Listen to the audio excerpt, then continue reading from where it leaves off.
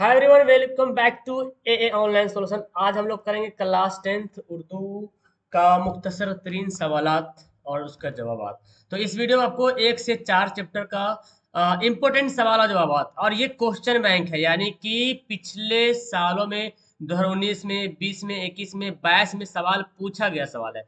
तो 1 से 4 चैप्टर का इस सवाल का मैं जवाब बताने वाला हूँ। ये वीडियो अच्छी लगेगी, आप लोग प्यार दीजिएगा वीडियो में, तो जरूर मैं इसका पार्ट 2 लाऊंगा, अगला चैप्टर। लेकिन इस वीडियो को ध्यान से देखिए, पहले आप लोग समझिए। और मैं तो बोलता हूँ इन सभी सवाल से अगर आप वाकिफ नहीं हो तो आप इसको जरूर याद कीजिए, क्योंकि आपने सिर्फ एक किताब का सवाल और जवाब याद किया, लेकिन देखिए एक इम्तिहान में कैसा कैसा सवाल पूछा जाता है, कैसे घुमा के पूछता है, मतलब तो उससे पता चलेगा ना कि आपको किताब को कैसे पढ़ना है, कितना डीपली से पढ़ना है, कहानी पढ़ना कितना जरूरी है। ओके, चलिए शुरू करते हैं।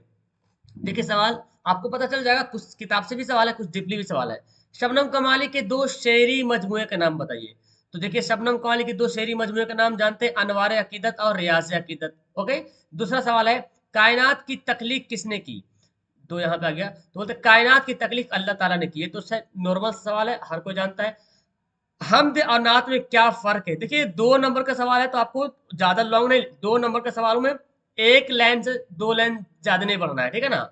हमद में खुदा की तारीफ की जाती है, और नात में हुजूर सल्लल्लाहु अलैहि वसल्लम की तारीफ की जाती है, ठीक है ना। तो हो जाएगा इसका आंसर।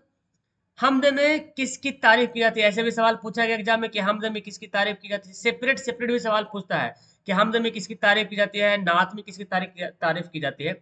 हमद में खुदा की तारीफ की जाती है, आप यहाँ पे जोड़ सकते हैं हमद में अल्लाह ताला की, या हमद में रब्बुल खुदा रब्बुल इज्जत की तारीफ की जाती है। इस तरह से आप लफ्ज को जोड़ के लिख सकते हैं, आपका गलत आंसर नहीं होगा।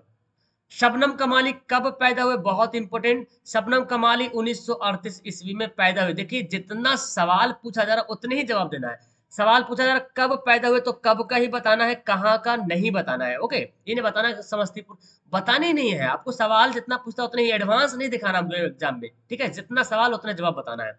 देखिए नात किसे कहते हैं, जिस नज्म में हुजूर सल्लल्लाहु अलैहि वसल्लम की तारीफ की जाए उसे नात कहते हैं। इसको और आप बलागत लफ्ज में इस्तेमाल कर सकते हैं कि जिस नज्म में हुजूर सल्लल्लाहु अलैहि वसल्लम की तारीफ तौसीफ बयान की जाए उसे नात कहते हैं, ऐसे भी बोल सकते हैं। अच्छा हमद के बारे में भी लिख सकते हैं कि जिस नज्म में अल्लाह ताला की अल्लाह रब्बुल इज्जत की तारीफ तौसीफ बयान की जाए उसे नात हमद कहते हैं। तो आप लफ्जों को सजा करके लिख सकते हैं, कोई दिक्कत नहीं है, ठीक है ना। या आप पूरा सहल लफ्ज भी लिख सकते हैं। 7वां सवाल है, उर्दू रुकैया भाभी के जिस देवर का किरदार कहानी में पेश किया गया उसका नाम क्या है। तो ये दूसरा चैप्टर से शुरू हो गया यहाँ पे सवाल।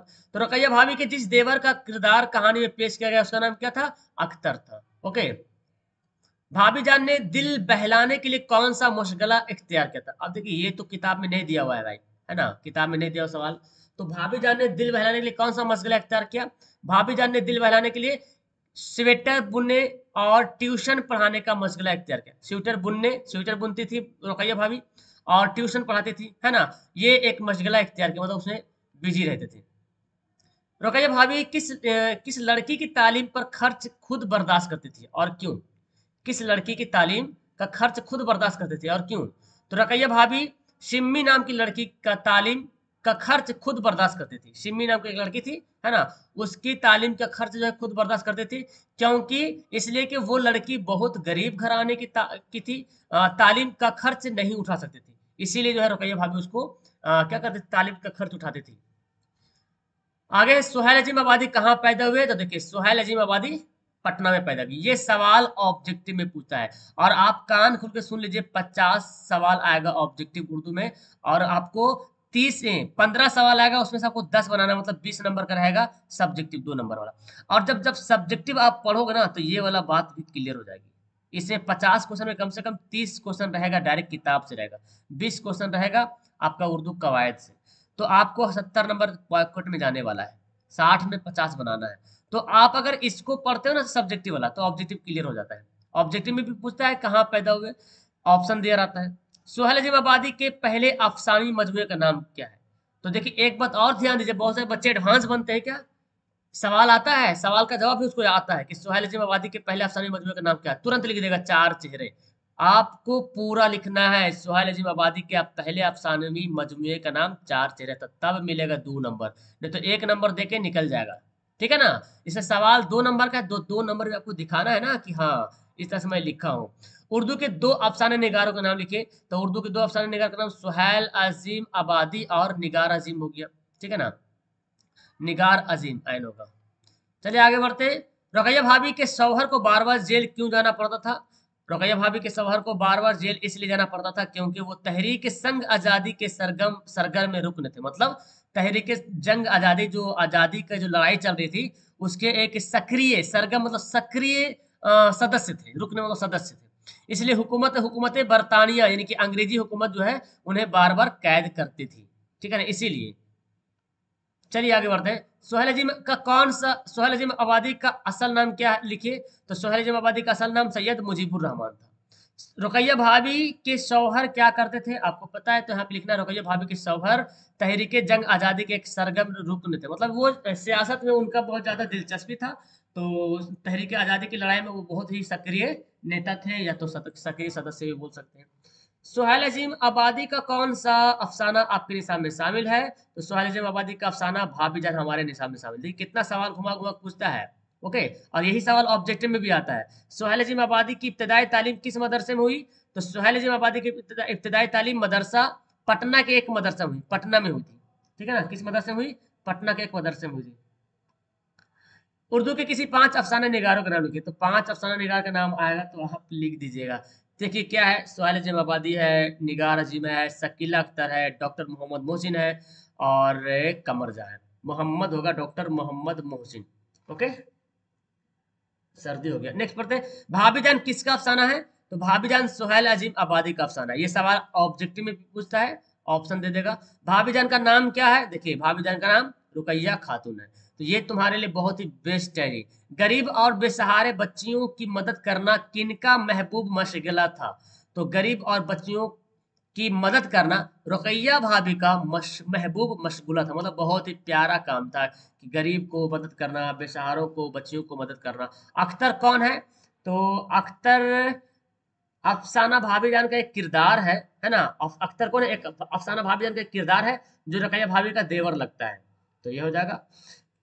अब तीसरा यहाँ चैप्टर शुरू होता है मोहसिन वाला। सैयद मोहसिन के उस अफसानवी मजमूए का नाम बताइए जो उर्दू दुनिया में काफी मकबूल और मारूफ है। तो सैयद मोहसिन की उस अफसानवी मजमूए का नाम क्या है? अनोखी मुस्कुराहट। यहाँ जोड़ सकते हैं जो उर्दू दुनिया में खूब मारूफ, काफी मकबूलो मारूफ है। आप ऐसे चाहो तो यहाँ पे जोड़ सकते हैं, यहाँ पे कोई दिक्कत नहीं। क्या महमूद ने अपने दोस्त अजीम के मशवरे पर अमल किया? तो ये देखिए सवाल से एक और सवाल पैदा हो रहा कि महमूद का एक दोस्त था, उसका नाम क्या था? अजीम। ये सवाल ऑब्जेक्ट में आया हुआ है कि महमूद के एक दोस्त का नाम क्या था? अजीम, कलीम, ऐसे दे देगा।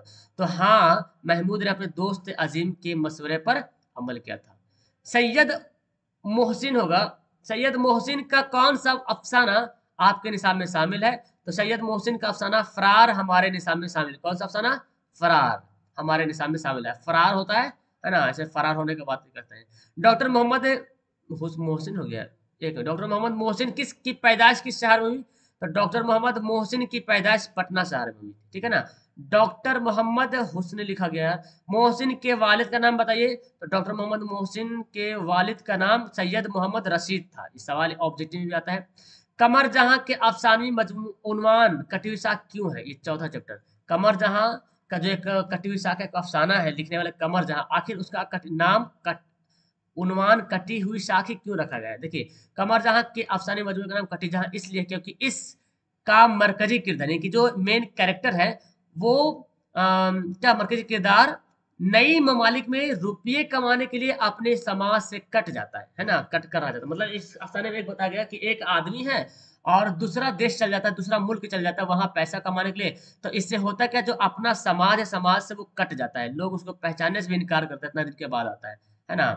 सिनफ अफसाना की 2 मशहूर खुसूसियात बताइए। मतलब अफसाना की खुसूसियात बताइए, अफसाना की खुसूसियत बताना, अफसाने की तारीफ करना है। तो सिर्फ अफसाना किस्सा गोई की एक किस्म है, एक कहानी। किस्सा को मतलब कहानी बोला था इसमें, जिसकी पहली खुसूसियत इख्तिसार है, मतलब शॉर्ट में रहता है। और दूसरी खुसूसियत यह है कि जबान व मकान का इतिहाद है, जबान व मकान का, यानी वाकयात की तफसील, किरदारों की गुफ्तगू, मंजर माहौल की पेशकश के मुताबिक। मतलब गुफ्तगू टाइप का, आपने देखा होगा जितना अफसाना उसमें गुफ्तगू वगैरह ज्यादा हो रहा है ना। तो ये तो एक इख्तिसार से होता है, एक जो अफसाना होता है इख्तिसार होता है, मतलब शॉर्ट में रहता है, नॉवेल नहीं जो लंबा लंबा रहता है, 1 से 2 पेज, 3 पेज, 3 पेज रहेगा, 4 पेज रहेगा, उसको शॉर्ट ही बोलेंगे, लंबा नहीं बोलेंगे। तो ये इख्तिसार होता है, मतलब शॉर्ट संक्षेपण में लिखा रहता है। और दूसरा बात है कि यहाँ पे गुफ्तगू वगैरह माहौल देखने को मिलता है। कमर जहां का कौन सा अफसाना आपके निसाब में शामिल है? तो कमर जहां का कटी हुई साख हमारे निसाब में शामिल है। बिहार, बिहार में पढ़ेंगे बहार, सॉरी बिहार, बिहार के ओहदे हाजिर के अहद मतलब होता है अभी जो जमाना चल रहा है, अहद हाजिर के 2 अफसाने निगार के नाम बताइए। तो बिहार के अहद हाजिर के 2 अफसाने निगार का नाम शफी जावेद और कासिम खुर्शीद। मतलब अहद हाजिर मतलब अभी वर्तमान काल, इसका मतलब हुआ वर्तमान काल, अहद मतलब काल और हाजिर मतलब वर्तमान। वर्तमान काल के 2 अफसाने निगारों का नाम बताइए, तो क्या होगा? शफी जावेद मतलब ये अभी हयात में है, कासिम खुर्शीद। कमर जहां की पैदाइश कब हुई? तो कमर जहां की पैदाइश 1951-52 में हुई, समस्तीपुर में। तो यहाँ पे आप लिख सकते हो समस्तीपुर जिला लिखा हुआ है, नहीं भी लिखेंगे तो कोई दिक्कत नहीं, ठीक है ना। कमर जहां के वालिद का नाम, कमर जहां का वालिद का नाम सैयद अताउल हक था। कमर जहां किस यूनिवर्सिटी में उस्ताद रहे? तो कमर जहां भागलपुर यूनिवर्सिटी में उस्ताद रहे। तो ये हो गया आपका एक चैप्टर से 4 चैप्टर मैंने बता दिया, और ये सारा का सारा क्वेश्चन बैंक है 2022 में, 21 में, 20 में, 19 में सवाल पूछा गया है। तो आपको पता चल गया कि आपको सवाल को कैसे पढ़ना है। सिर्फ एक किताब वाला ही सवाल को नहीं पढ़ना, बल्कि थोड़ा सा किताब वाला डीपली बातों को भी जानना है। बहुत बच्चे किताब को पढ़ते ही नहीं है उर्दू वाला, है ना। तो कम से कम इस तरह से सवाल को पढ़ लिया करो, ताकि एग्जाम में आए तो छूटे नहीं, उर्दू भी आप अपना अच्छा परफॉर्मेंस कर पाओ। तो चलो वीडियो क्लास करते हैं। आप लोग कमेंट करके बताइएगा कि आपको अगला पार्ट चाहिए। लाइक करो, शेयर करो, दोस्तों को शेयर भेजो, ताकि वो भी इसका फायदा उठा पाए। और कमेंट जरूर कीजिएगा कि आपको वीडियो कैसी लगी, कितना सवाल आपको याद था, आपको नेक्स्ट वीडियो चाहिए या ना चाहिए। Okay, bye.